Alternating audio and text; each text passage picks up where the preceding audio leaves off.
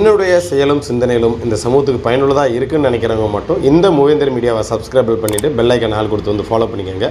மூவேந்தர் மீடியாவுக்கு உதவணும்னு நினைக்கிற உறவுகள் கீழே கொடுக்கப்பட்டுள்ள வாட்ஸ்அப் நம்பருக்கு தொடர்பு கொள்ளுங்கள். நன்றி.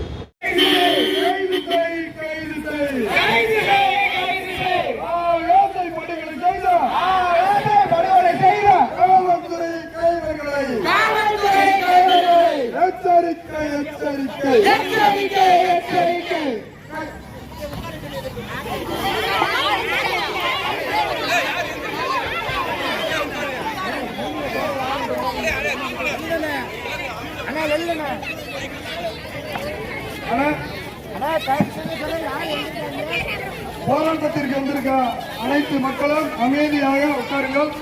தமிழக மக்கள் முன்னேற்ற கழகம் தலைவர் அண்ணன் ஜான் பாண்டியன் அவர்கள் வருகை இருக்கிறார்கள்.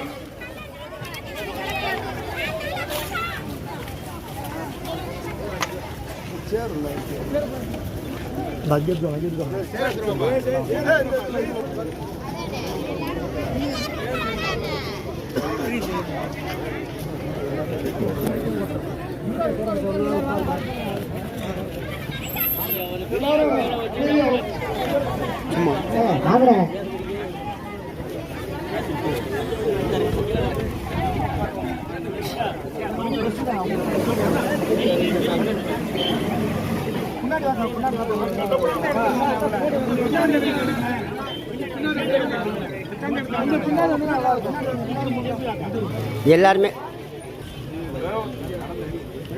எடுக்கிறியா?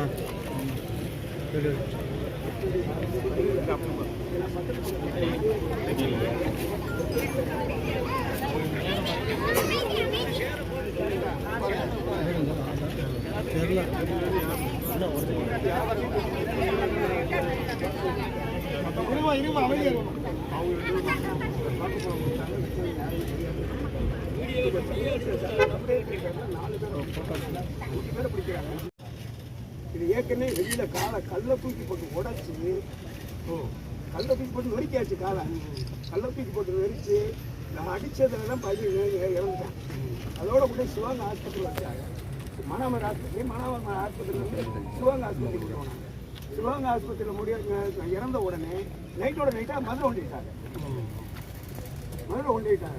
இப்போ அந்த போலீஸ் 16 பேர் யாருமே அதை தேவைன்ற மற்ற ஜாதியே கிடையாது.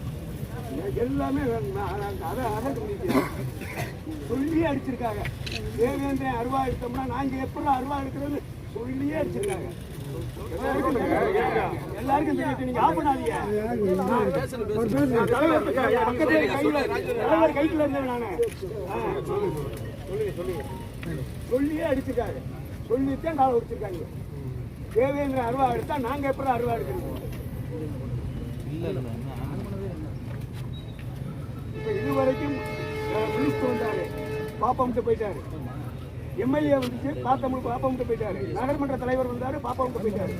எஸ்பி வந்தாரு, பாப்பாமிட்டு போயிட்டாரு. பேசிட்டு வர முடியாது. இதுவரைக்கும் எந்த விதமான முடிவும் சொல்லப்படல.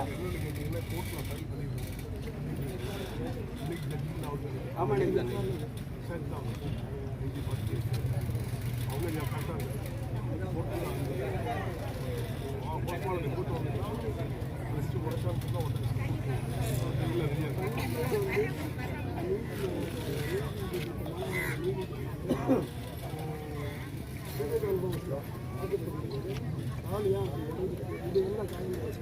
காவல்துறை தான் அடிச்சு கல்லாலும் அடிச்சு கீழே ஒரு கண்டிச்சு காலை மேலே ஒரு கண்டிச்சு அடிச்சு காலை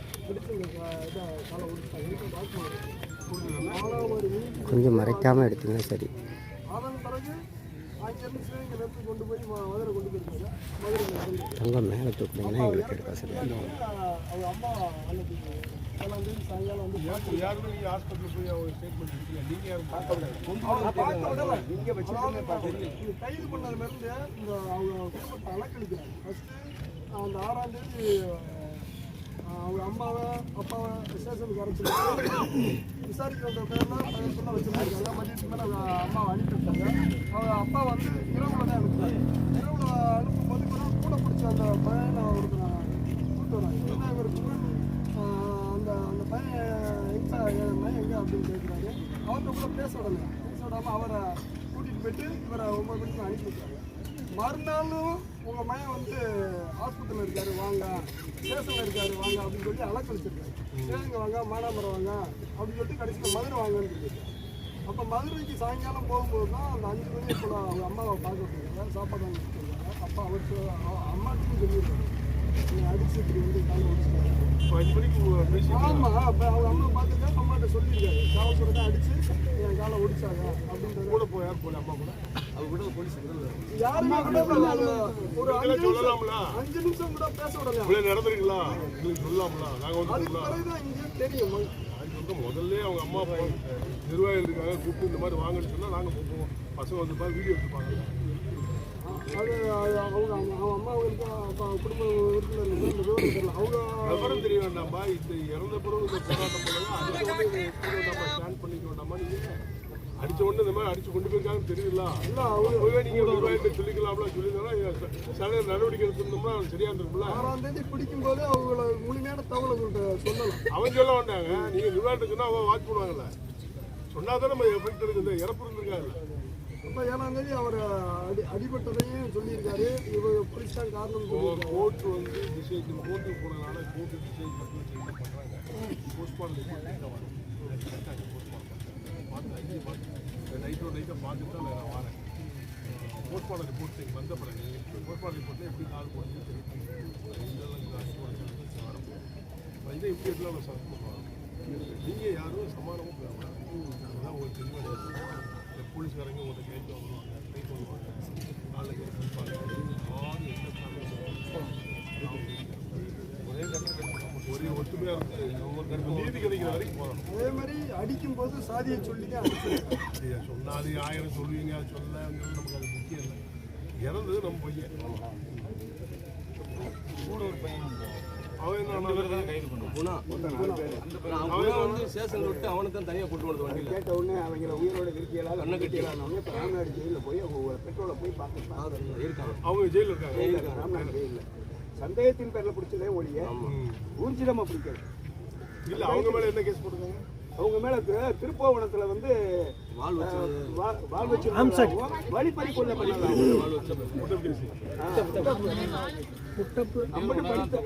அம்பது டிகிரி படித்த இளைஞர்கள் ஒரே காரணம் தேவேந்திரன். ஆமா, ஒரே நேரத்தில் அரெஸ்ட் பண்ணி 3 ஜீப்ல பிரிச்சுட்டாங்க ஆளுகளை. 2 பேரை தனித்தனியா பிரிச்சாச்சு.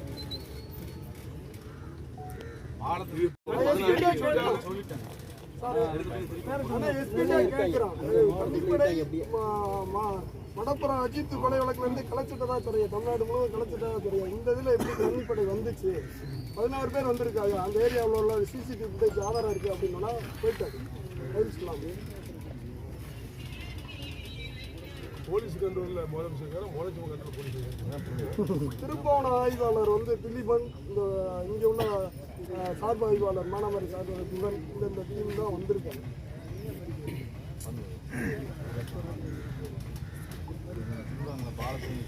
அதெல்லாம் போய் தான் அவங்க எவ்வளோ அந்த பாலத்துல இருந்து கீழே மேம்பாலம் ஒரு ட்ரெயினே கீழே போக அதுக்கு மேலதான் மேம்பாலம் இருக்கு. கருவலுக்கு பாலத்துக்கு கீழே வெறும் கருவை விழுந்திருந்தா முள்ளு உரைச்சி இருக்கணும், கால் அடிபட்டிருக்கணும். மற்ற கல்லு இடக்கு, குடிக்காங்கல் இடக்கு, கல்லில் 1.5 இன்ச்சு ஜல்லி இடக்கு, ஜல்லி ஊற்றி இருக்கணும், முள்ளு நிறுத்தி இருக்கணும். எந்த காயமும் இல்லை. காலை ஒடிச்ச ஆமா, ஒரு ட்ரெயின் 30 அடி உயரம் இருக்கும். 30 அடி இருக்கும். ட்ரெயின் போறது 50 அடி இருக்கும். அதே பொய்ன்னு தெரியும். அதையே கேட்கிறேன். பாலம் சொல்லி பிடிக்கிறாங்க. பாலத்துக்கு என்ன நடக்குது? எந்த ஒரு குற்றவாளி பாலத்திலும்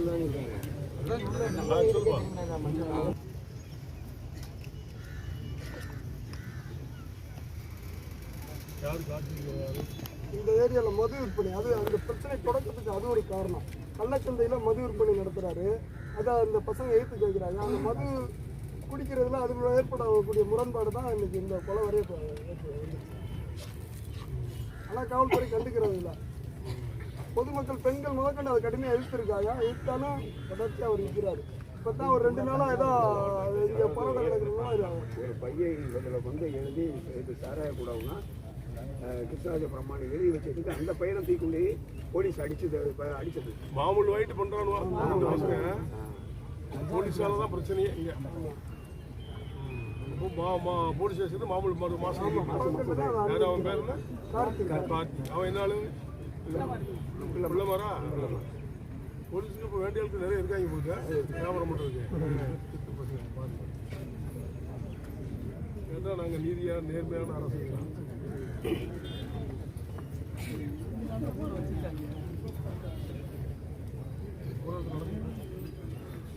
பிரதமர் மீட்டிங் வைக்கிறாங்க. அவங்கள பார்த்துட்டு முன்னா பார்த்துட்டு அவனை சஸ்பெண்ட் பண்ணுறவங்க ரிப்போர்ட் வந்துட்டோம். சாயங்காலம் வருதோம்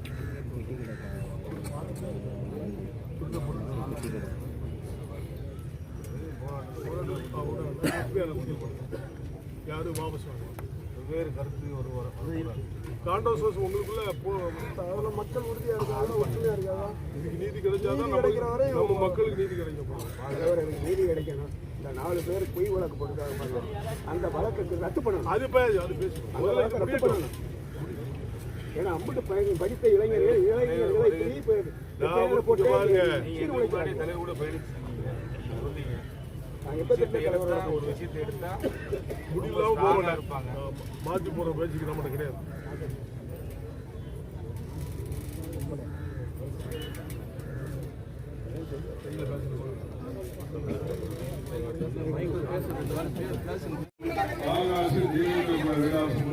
நம்முடைய சொந்தக்காரன் இறந்து வந்து தமிழக மக்கள் முன்னேற்ற என்னுடைய குடும்பத்துக்கு வருத்தத்தை தெரிவிச்சுங்க.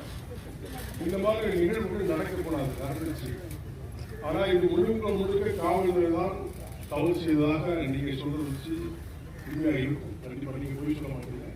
அது குறிப்பாக தேவேந்திர மக்கள் என்றைக்குமே பொய் சொல்ல மாட்டாங்க. இன்றைக்கு உள்ள சூழ்நிலை வந்து அரசு நம்மளோட கைவியில் முயற்சி